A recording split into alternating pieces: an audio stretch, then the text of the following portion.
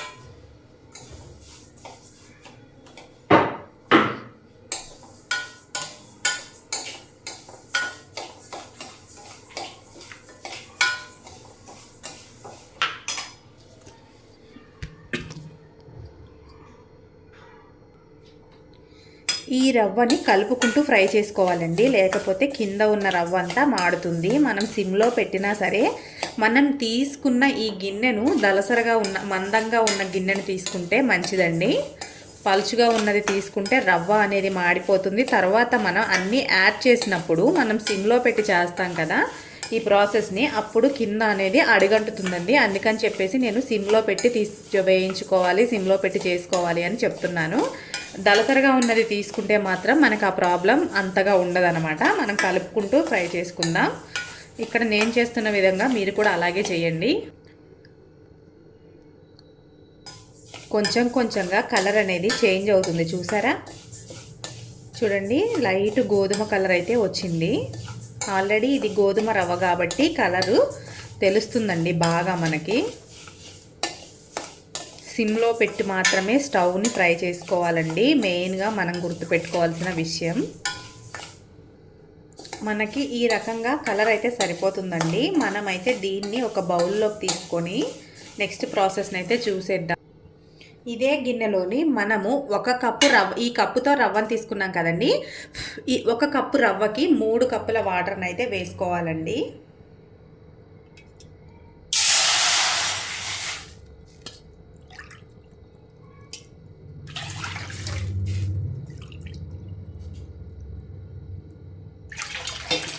ఈ వాటర్ని వేడి బాగా కుతకుతలాడేటప్పుడు, అంటే బాగా మరిగేటప్పుడు మాత్రమే మనం రవ్వని వేసుకోవాలండి. అందాక మనం మూత పెట్టి వాటర్ని మరిగించుకుందాం. నీళ్లు మరిగేలోపు మనం తీసుకున్న ఇలాచీని, అలాగే స్పటికను, మనం తీసుకున్న జాజికాయ ముక్కను మనం ఈ సైజు జాజికాయ ముక్క అయితే సరిపోతుందండి. దీన్ని మిక్సీలో వేసుకొని ఈ మూడిటిని మెత్తగా పౌడర్ లాగా చేసుకుందాం. దీనిలోపు మనకి వాటర్ అనేది మరుగుతాయి.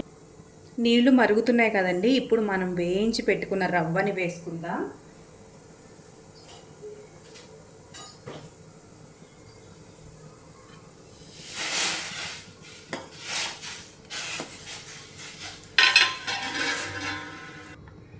ఈ రవ్వని వాటర్లో వేసిన తర్వాత 2 పొంగులు వచ్చే వరకు హై ఫ్లేమ్లో పెట్టి ఉంచుకుందామండి. తర్వాత మనం 1 పొంగు వచ్చిన తర్వాత సిమ్లో పెట్టి మగ్గించాల్సి ఉంటుంది. రవ్వ అంతా బాగా మగ్గాలి కదండి. మనం తీసుకున్నది పెద్ద సైజు రవ్వ కాబట్టి అంటే 70% మగ్గితే సరిపోతుందండి ఈ ప్రసాదానికి, లేదంటే ముద్దలుగా అయిపోతుంది. ఓకే అండి, ఇక్కడ మనకి రవ్వ అయితే మగ్గిపోయిందండి. ఇప్పుడు మనము ఇందులో పంచదారని వేసుకోవాలి. 1 కప్పు రవ్వకి 1 కప్పు పంచదార, 1 కప్పు బెల్లము, 1/2 కప్పు 3/4 కప్ అండి, 3/4 కప్పు మనం నెయ్యిని వేసుకోవాలి. నెయ్యి ఇష్టం ఉన్న వాళ్ళు ఎక్కువ వేసుకోండి, లేదంటే కొంచెం తగ్గించి వేసుకోండి. మరీ తగ్గించవద్దు, కొంచెం మాత్రమే తగ్గించాలి. ఇక్కడ చూసారు కదా, రవ్వ అయితే మనకి మగ్గింది కదా. ఇప్పుడు మనం పంచదారని అయితే వేసుకుందామండి. మిగిలిన కొంచెం ఎక్కడైనా మగ్గకుండా ఉంటే కొంచెం అక్కడక్కడ పెద్ద పలుకులునే ఉంటే అవి మనం పంచదార వేసినప్పుడు పాకంలో మగ్గిపోతాయండి. 1 కప్ ఇక్కడ మనం తీసుకున్న కొలత దాంతోనే తీసుకోవాలండి.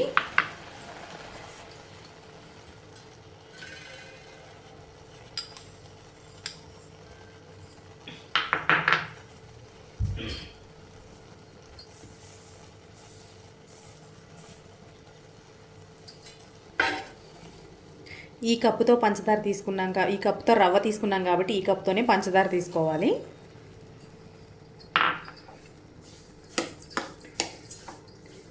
ఈ రవ్వ ఈ పాకంలో బాగా మగ్గుతుందండి. మగ్గి పాకం అనేది వస్తుందన్నమాట. పాకంలో మగ్గే వరకు రవ్వకి టేస్ట్ అనేది బాగా వస్తుందండి. ఇది ఇలా పెట్టి మనము సిమ్లో పెట్టి ఉంచాలండి, ఆ హైలో మాత్రం పెట్టకూడదు. చూసారు కదా ఎలా జ్యూసీగా తయారైందో.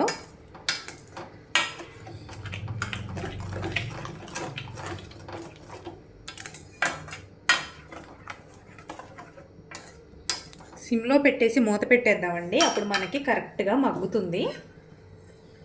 మూతనైతే పెట్టేస్తున్నాను ఇక్కడ నేను ఇక్కడ ఫుడ్ కలర్ని తీసుకుంటున్నానండి. అయితే మనం వాటర్ దీంట్లో తగలకూడదండి, తగిలితే ప్రసాదం అనేది పాడైపోతుంది. అందుకని చెప్పేసి ఇక్కడ నేను నేతిలో వేసుకొని కలుపుకొని ఇప్పుడైతే వేసేస్తానండి. ఇప్పుడు చూడండి, మనము కలర్ వేసిన తర్వాత సేమ్ సత్యనారాయణ స్వామి ప్రసాదం లాగే రెడీ అయిపోయింది కదా. కానీ అందరూ వీలున్న వాళ్ళందరూ కుంకుమ పువ్వు వేసుకోవడానికే ట్రై చేయండి. నా దగ్గర కుంకుమ పువ్వు లేనందుకు మాత్రమే నేను ఇది వేశాను. ఇప్పుడు మనం 1 కప్పుని బెల్లాన్ని అయితే వేసుకుందాం. ఏ కప్పుతో తీసుకుంటే ఆ కప్పుతోనే వేసుకోవాలండి బెల్లాన్ని. మనం ఏ కప్పుతో రవ్వ తీసుకుంటే ఆ కప్పుతో మాత్రమే బెల్లాన్ని వేసుకోవాలి. పంచదార అన్నీ ఒకటే కొలతండి, ఒక కొలత మీదనే తీసుకోవాలి. అప్పుడే మనకి సత్యనారాయణ స్వామి ప్రసాదం అనేది కరెక్ట్గా వస్తుందండి. మనకి అన్నవరంలో టెంపుల్లో దొరికే ప్రసాదం లాగా వస్తుందన్నమాట. అందుకని చెప్పేసి పక్కా కొలతలు అని చెప్పి మీకు స్టార్టింగ్లోనే చెప్పాను కదా. ఒకసారి ట్రై చేయండి, చాలా అంటే చాలా బాగుంటుంది. ఇది 4 నుంచి 5 రోజులు స్టోర్ ఉంటుందండి. మనం వాటర్ తగలకుండా చేయాలండి, అప్పుడే స్టోర్ ఉంటుంది. చేసేవాళ్ళు ఎవరైనా సరే నీళ్లు తగలకుండా జాగ్రత్తగా చేయండి ఈ ప్రసాదాన్ని. ఇప్పుడు కార్తీక మాసం కదండి, కార్తీక మాసంలోని మనకి సత్యనారాయణ స్వామి వ్రతం చేసుకుంటారు చాలామంది, మంచి రోజులు అని చెప్పి.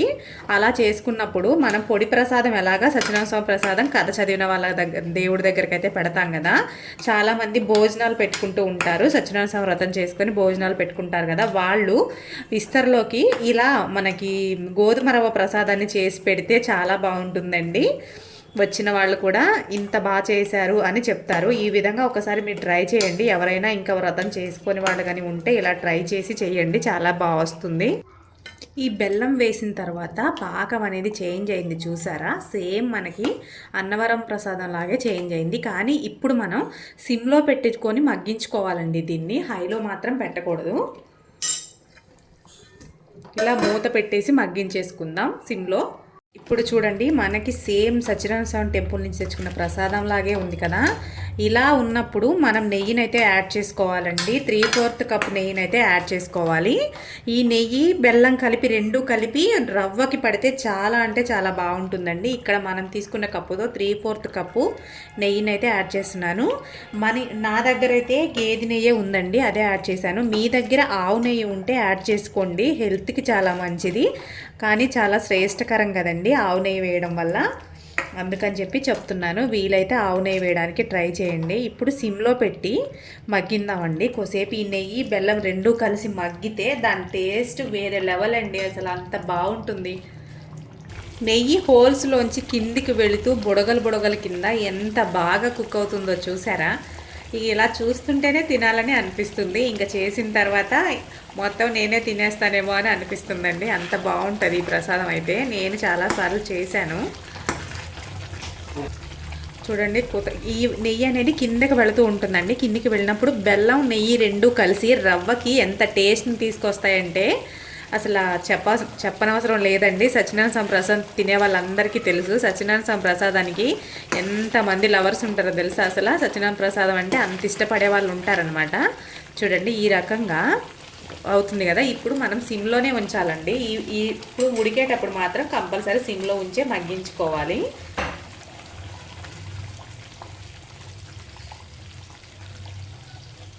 ఇలా అయితే మూత పెట్టేసుకుందాం.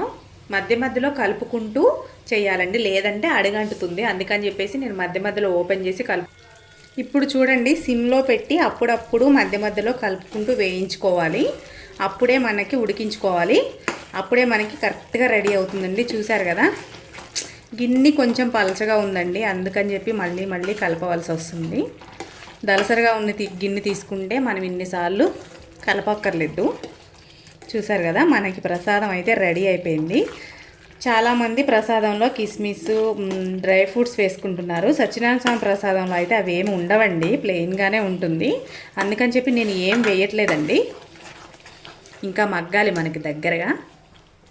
ఇప్పుడు మనం పక్కకి రెడీ చేసి పెట్టుకున్నాం కదా ఇలాచి, అలాగే మనకు జాజికాయి, ఇదండి ఇంగువ సారీ అండి, ఇలాచి, ఇంగువ, స్పటికనైతే రెడీ చేసి పౌడర్లా పెట్టుకున్నాం కదా, దీన్ని అయితే ఇందులో వేసేసుకుందాం. ఈ పౌడర్ని అయితే వేసేసుకుందామండి. మనము స్పటిక వేయడం వల్ల ఇది జ్యూసీగా ఉంటుందండి, గట్టి పడకుండా ఉంటుందన్నమాట. దీనికి అన్నవరం ప్రసాదం చేసినప్పుడు మనకి మెయిన్ టిప్ అదేనండి. మనం స్పటిక వేసుకోవడం వల్ల ప్రసాదం అనేది గట్టిగా అయిపోకుండా ఉంటుంది. మనం బెల్లం వేసాం కదండి, ఆ పాకం వేస్తే మనం బెల్లం పాకం పట్టగానే ఎప్పుడైనా గట్టిగా అయిపోతుంది కదా. ఇప్పుడు ఇందులో కూడా మనం బెల్లం వేసాం కాబట్టి గట్టిగా కాకుండా ఉండడానికి స్పటికనైతే వేసాం మనం. ఇలా ఇంకా మగ్గాలండి, కొంచెం దగ్గరగా రావాలి ప్రసాదం. చూస్తున్నారు కదా, ఇదిగో ఇంకా కొంచెం మగ్గాలి. ఓకే అండి, మనకైతే సత్యనారాయణ స్వామి ప్రసాదం అయితే రెడీ అయిపోయింది. ఇలా ఉంటే మనకి కొంచెం చల్లారిన తర్వాత బిగుస్తుంది కదండి. ఇలా అయితే మనం స్టవ్ ఆఫ్ చేసేసుకుందాం, సరిపోతుంది. చూసారు కదా, చాలా ఈజీగా ఇంట్లోనే సత్యనారాయణ స్వామి ప్రసాదం అయితే మనం చేసేసుకోవచ్చు. గోధుమ రవ్వ ప్రసాదం ఇది. ఓకేనా అండి? ఆ వీడియో మీకు నచ్చితే లైక్ చేయండి, షేర్ చేయండి, సబ్స్క్రైబ్ చేయండి. మరిన్ని మంచి వీడియోస్ కోసం నా ఛానల్ని సపోర్ట్ చేయండి.